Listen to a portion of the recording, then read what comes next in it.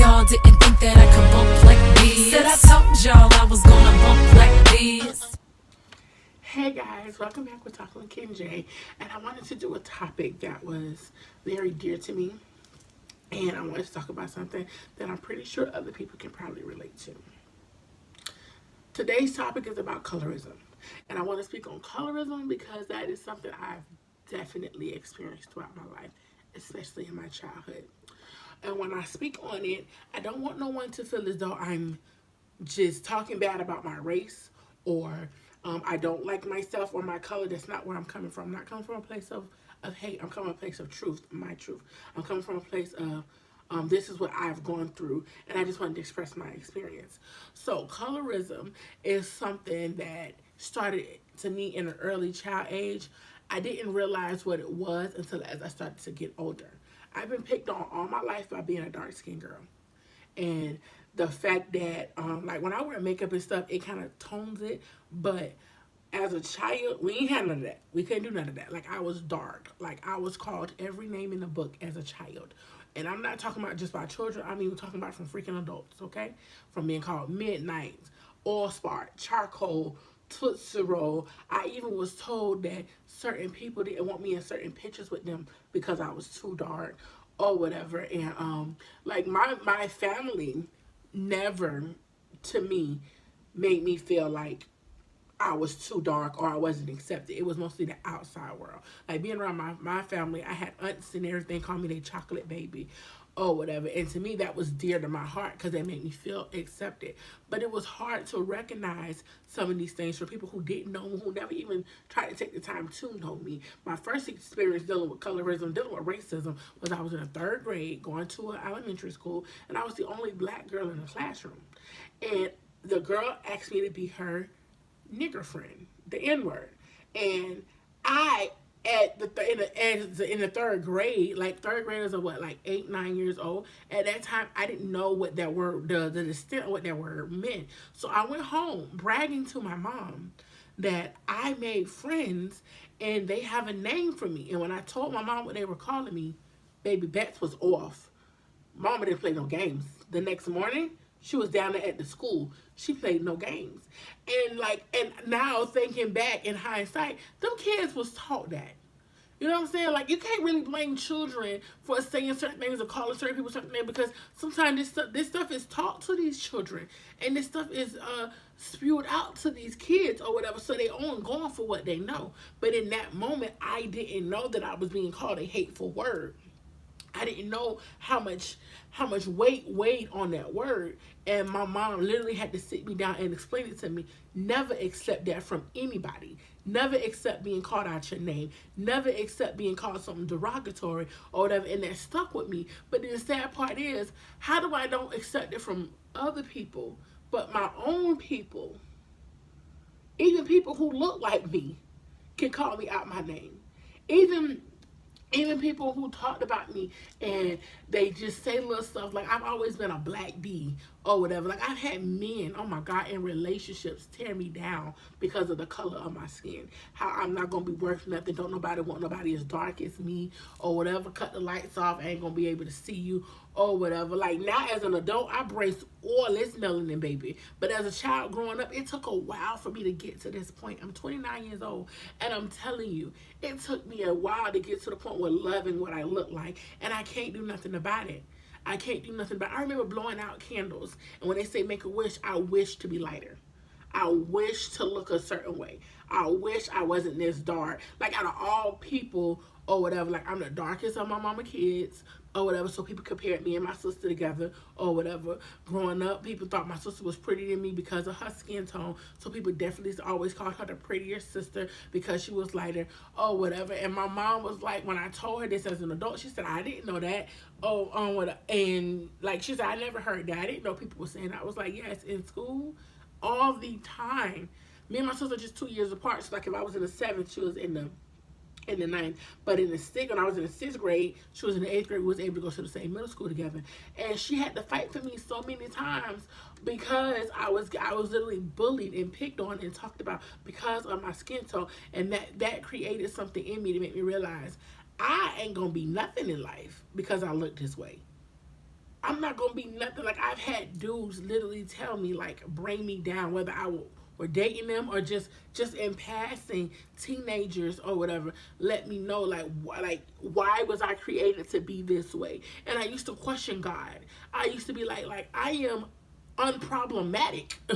I don't cause issues. I don't cause drama. I'm not that person or whatever going through school. Why they don't accept me because I look like this? I didn't ask for this. I wasn't spoken to before I got here and asked, do you want to be white? Do you want to be Spanish? Do you want to be black? Or whatever. So growing up, I hated my skin tone. I hated it because I felt like nobody had nothing positive to say. And then when my family would say something positive, to me it felt like they had to. Because you're family. Because you're my loved ones. So you're not supposed to say nothing negative towards me or whatever. You're not supposed to say nothing about me or whatever. Like, people on my daddy's side of the family, because my daddy was a dark man, and people say that's where I got my complexion from. Oh, you ugly and black just like your daddy. Like, stuff like that just resonated in my mind, and it stuck with me, guys, for years. For years. Imagine being 10 years old and being called an oil spot, and people sitting there saying they don't want to sit with you at the lunchroom because you're not light. Like, I literally experienced that because I was dark. That certain people didn't want to sit next to me or whatever. Friends or whatever, when their parents to come, especially of other races, they wouldn't want their children to associate themselves with me because of my skin. So I get mistaken from being from Africa. They was like, oh, you from Nigeria or whatever. I was like, no, I was born and raised in Tampa, Florida. My ancestors probably from Africa, but I was born and raised here. I ain't been nowhere. I come from here. I've been mistaken to being a Caribbean girl as an adult. It don't bother me because I'm a conscious woman now, and I've grown to love myself. But the fact of the matter is, it's been adults who talked about me or whatever. So colorism is like literally necessary. Oh, I don't want you in this because you're dark and she's light. So they would choose the lighter person over me because I was dark. Stuff like that. I've even had it to where when I'm dark with my natural hair, when I was out in public, people said something like, listen, colorism is serious and it is real and it is out here. And the sad part is I've experienced more hate from my own race than from another race. That's the sad part. That is the sad part.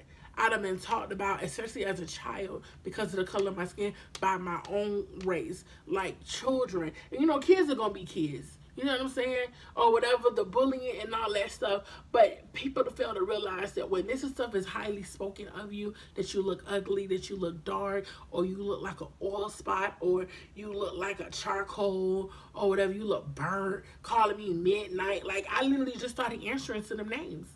Like, clearly y'all don't want to learn Kendra. Y'all don't want to learn my real name. So I started answering at midnight or whatever. Somebody called me, asked me, did I get struck by lightning? Is that how I got this? Like, y'all, I can go on and on for the jokes and the names or whatever. But it stuck with me. So when I became an adult and moved out of my mama's house at 19 years old and was facing certain stuff, I did not know how to deal with it. I didn't know how to face it. I didn't know how to address it. And I just assumed that if all of them thought that, clearly everybody's thinking the same thing. Everybody has to be feeling the exact same way. And that alone was enough to make me just fall into depression. That alone just created a hate for myself or whatever. Oh my God, y'all, I had so much hate for myself and wished and prayed. I prayed so hard that God would change me and make me lighter skin and make me feel more accepted, because people fail to realize, like, even as a black race and racism, there is still racial discrimination against light-skinned women and black women and dark-skinned women. Even when it comes to relationships, I dated a guy who was light-skinned, and he told me that he had to stop dating me because he knew me and him didn't look good standing next to each other because I'm too dark. You know what I'm saying? So in my mind, like, I have nothing against light-skinned people, but that affected me in a way. That affected me how, even when I had light-skinned friends and they had weddings, they wouldn't put me in their weddings because all their other friends was lighter and I was dark. And so they didn't want to say it, but they spoke it. And then on top of that, I'm a heavy-set girl. So I'm dark, I'm heavy-set. I just had everything. I felt like I just had so many odds against me, and there was nothing I could do about it. Nothing I can do about it. But lo and behold, when I went through my depression state and I went through the point where I wanted to take my own life before I had my daughter because I didn't feel like I was fit to live. I didn't feel like I was loved. I felt like I was always going to be the one without. I felt like no matter what I did, no matter what I do, I would never be accepted. I would never be enough because of how the fuck I look. And there's nothing I can do about it. And in that moment, I've tried multiple times to harm myself, to kill myself, to take myself out because I felt like if nobody's going to accept me in this world, what is the point of me being here? If nobody's going to love me because I can't change me. I can't change this. I can't do nothing about this. I was born this way. And me being born this way is a problem for you? And I didn't steal from you. I didn't kill nobody. I didn't hurt you. I didn't lie on you. I didn't talk about you. It's just because I look this way. You don't want to accept me? That put so much hate in my heart towards myself. But then I had to realize when I found out that I was pregnant, God opened my eyes and realized that if I'm going to raise a chocolate girl, baby, I got to love my chocolate ass, okay? And I started doing everything in my power to pour love into myself and accept this is who the fuck I am. This is how I look. And if nobody else like it, fuck y'all. Straight up, real talk.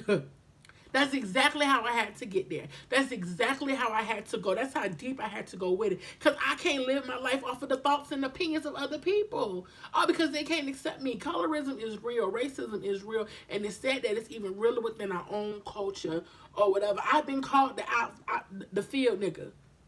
Oh, you never made it in the house. You was always outside picking cotton. It goes on and on. And that stuff just allowed me to realize not appreciate who I am. So I had to take all that back and realize I wasted so much time on what they thought of me, and they ain't look good they damn self. I'm sitting here worried about what you got to say about me, and you barely look right. Like, come on. Like, and now that I have a daughter, my daughter isn't as dark as me, but she's considered on the chocolate side. And baby, when I tell you I love on that little baby, and I'm going to pour into her everything that I wish that was poured into me. I'm going to love on her and let her know, baby, you are a queen. You are beautiful. Your melanin is smooth and it's popping, baby. I'm going to do that. Because I'd be damned if I let her grow up with the same thoughts as me because other people don't want to accept that shit. As long as I accept me and I love on me, don't nobody else matter. And I had to get to that point. And I'm so glad I did. I'm so glad I did. So glad I'm dead. So hopefully I didn't step on nobody's toes in this video. I'm just speaking some realness on my experience of dealing with colorism within my own race, how it made me feel and how I got over it. And I'm telling you right now, I don't give a damn what you feel like, people. You can say what you want about me and how I look, but I love my skin. I love everything about me.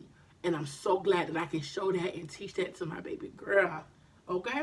So if you came this far into the video, y'all, please like, comment, subscribe, hit that notification bell. Make sure y'all follow me on Instagram. I'm going to put my Instagram name right here for you or whatever. Please keep it coming. Also, I'm going to put my business page. I also have a business page. I'm going to be selling eyeshadow palettes and lashes. So y'all stay tuned for that. Oh, excuse me. Like, I'm telling y'all, after this surgery, okay, it's like I've been burping like at least 30 times a day. And they told me I was going to do that. So y'all, please forgive a girl, okay? But please. And as always, thank y'all for talking with Ken J. Y'all didn't think that I could bump like this. Said I told y'all